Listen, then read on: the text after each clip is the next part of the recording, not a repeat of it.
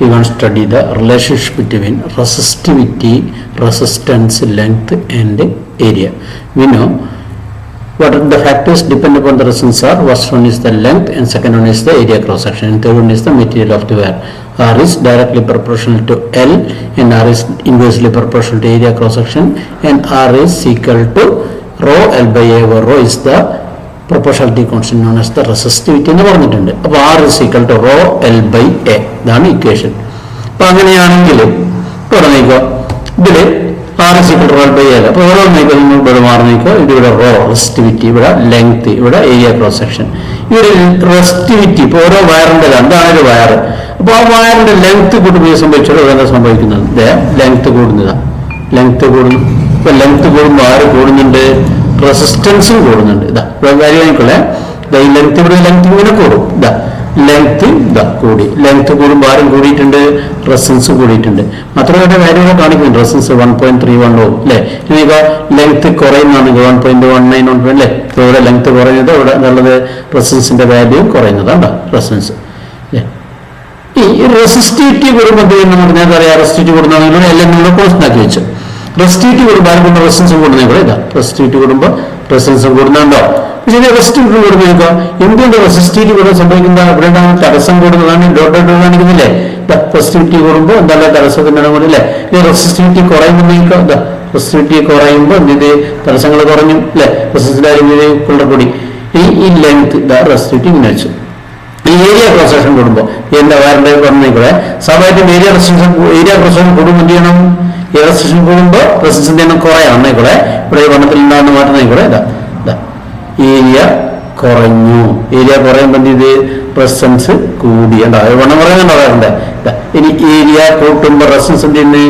കുറഞ്ഞു വരുന്നു. ഇതാണ് ഈ ബന്ധങ്ങൾ അല്ലെ. ഇനി ലെങ്ത് കുറയുമ്പോൾ ലെങ്ത്തും കുറയുന്നതാ. ലെങ്ത് കുറയുമ്പോൾ ആരും കുറഞ്ഞു? റെസിസ്റ്റൻസും കുറയുന്നു. ഇനി ഏരിയ കുറക്കുന്നതാണെങ്കിൽ ഏരിയ വീണ്ടും കുറക്കുന്നതായിക്കോട്ടെ. ഏരിയ കുറക്കുമ്പോൾ എന്ത് റെസിസ്റ്റൻസിന്റെ വാല്യൂ കൂടി വരുന്നത്. ഇവിടെ വരെയൊക്കെ 0.421 ആണ്. ഇവിടെ 0.43, 0.56, 1.04 ഓം അല്ലെ. 1.12, 1.25 ഓം അല്ലെ. ഇതാണ് ഇതിന്റെ വാല്യൂ. വീണ്ടും ഇത് കൂടി വന്ന കേസാണ്. അപ്പൊ ഇതാണ് ഇത് റെസിസ്റ്റൻസും റെസിസ്റ്റൻസും തമ്മിലുണ്ടാകുന്ന ബന്ധം. ഇനി നെക്സ്റ്റ് നമുക്ക് ഒരു സർക്യൂട്ട് അസംബിൾ ചെയ്യുന്നത് എങ്ങനെയാണെന്ന് നോക്കാം.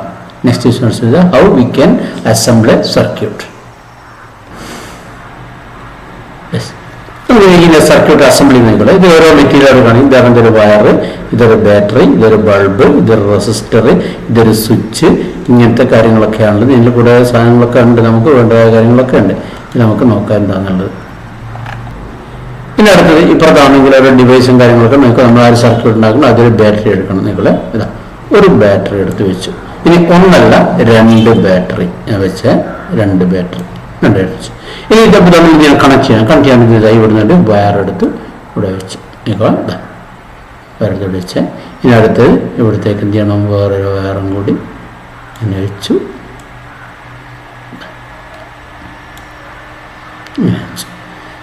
അടുത്ത് ഒരു വയറും കൂടി ഇതിങ്ങനെ ഇങ്ങോട്ടേക്ക് വന്നു.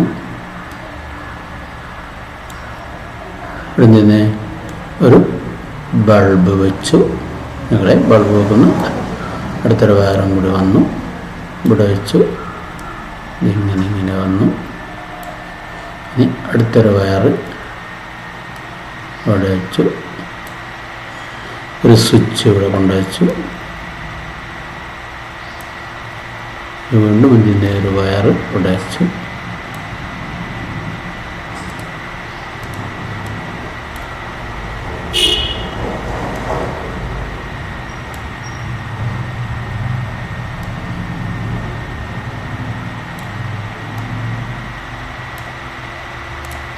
ഇതാണ് ഒരു സർക്യൂട്ട്. ഈ സർക്യൂട്ടിൽ ജസ്റ്റ് ഒന്നുകൂടി ചെറിയ മാറ്റം വരുത്താം.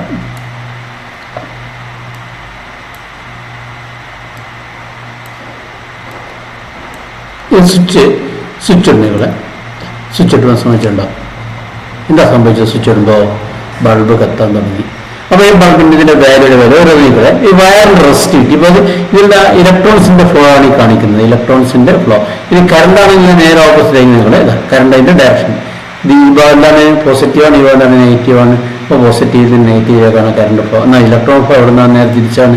ഇതാണ് കാണിച്ചിരിക്കുന്നത്. ഇനി ഇവിടെ വയറിന്റെ റെസിസ്റ്റിവിറ്റി ഇവിടെ കുറവാണ്. റെസിസ്റ്റിവിറ്റി കൂട്ടുമ്പോൾ എന്താ സംഭവിക്കുക? റെസിസ്റ്റിവിറ്റി കൂടിയാൽ റെസിസ്റ്റൻസ് കൂടും. റെസിസ്റ്റൻസ് കൂടിയാൽ ബൾബിന്റെ നിറത്തിന് എന്ത് ചെയ്യണം? കുറയണം. എന്നായിക്കൂടെ ശ്രദ്ധിച്ചോളെ. ഏതാ ബൾബിന്റെ നിറം കുറഞ്ഞു വരുന്നുണ്ടോ? ഇല്ലേ? ബൾബിന്റെ നിറം കുറഞ്ഞു. ഇനി ഇവിടെ ബാറ്ററി ഉണ്ട്. ബാറ്ററിക്ക് ഇന്ത്യൻ റെസിസ്റ്റൻസ് ഉണ്ട്. ആ ഇന്ത്യൻ റെസിസ്റ്റൻസ് കൂട്ടിയാൽ എന്താ സംഭവിക്കുക? അപ്പോൾ റെസിസ്റ്റൻസ് കൂടുമ്പോൾ എന്ത് ചെയ്യണം? കറണ്ട് കുറയണം. എന്നായിക്കൂടെ. ഇതാ നിറത്തിന് വ്യത്യാസം വരുന്നുണ്ടോ? യെസ്. ഇനി കറണ്ട് കൂടിയാൽ എന്ത് ചെയ്യും? നിറം കൂടും. കറണ്ട് കുറഞ്ഞ നിറം നീം കുറയും. ഇനി ഓംസ് ലോ പ്രകാരം നമ്മൾ പറഞ്ഞിട്ടുണ്ട് എന്താണത്? ഈ സെല്ലിന്റെ EMF അല്ലെ V കൂടിയാൽ ഇപ്പൊ ഇവിടെ ഇപ്പൊ ഈ 2 സെല്ല് 9 വോൾട്ടിൻ്റെതാണ്. അപ്പോൾ ഇതിന്റെ ഞാനിത് 9 എന്നുള്ളത് വീണ്ടും ഇത് 9.5 വോൾട്ടേജ് കൂട്ടി. വോൾട്ടേജ് കൂട്ടുമ്പോൾ ഇതിന് സംഭവിക്കുന്ന നിറത്തിന്റെ സംഭവിക്കുന്നേക്കോ? നിറം കൂടി വരുന്നില്ല. കണ്ടോ?